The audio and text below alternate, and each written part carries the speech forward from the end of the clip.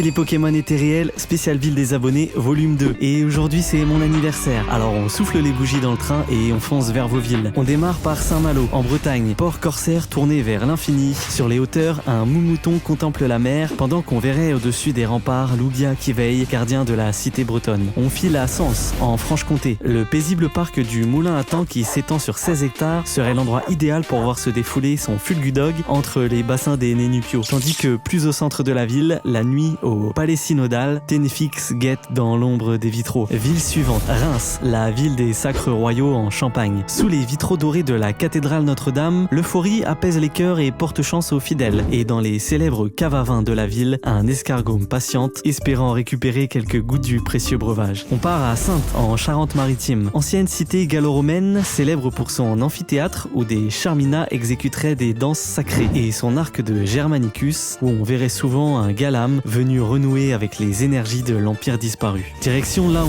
dans les Hauts-de-France. Cité médiévale perchée sur sa colline, connue pour ses ruelles suspendues et sa cathédrale. Sous les parapluies colorés de la rue Châtelaine, Togekiss traverse le ciel, et dans la cité médiévale, certains jurent voir la statue de Zamazenta s'animer et prendre vie. C'est parti pour les Landes, à Mont-de-Marsan précisément, une ville fière de son accent gascon et de ses arènes. Un taureau s'y rugit pour la tradition, tandis qu'à la confluence du Midou et de la Douze se croisent deux aqualis, un bleu normal et un shiny. Avant-dernière ville, Vichy, dans l'Allier, ville d'eau et de raffinement. À l'opéra, Rondoudou enchante la salle d'un air cristallin, et dans les sources thermales, Suicune glisse sur des eaux aussi pures que sa beauté. Et on termine à Villefranche-sur-Saône, dans les vignes du célèbre Beaujolais nouveau, un Florge irradie ses belles couleurs, tandis que chaque année, pour la fête des conscrits, on verrait participer Piaco et Rubombelle. J'espère que cet épisode 2 vous a plu. J'aimerais bien faire plus de villes, mais ça fait déjà des épisodes tellement longs. Il y aura peut-être votre ville dans le prochain, dans un nouvel épisode de Si les Pokémon étaient réels.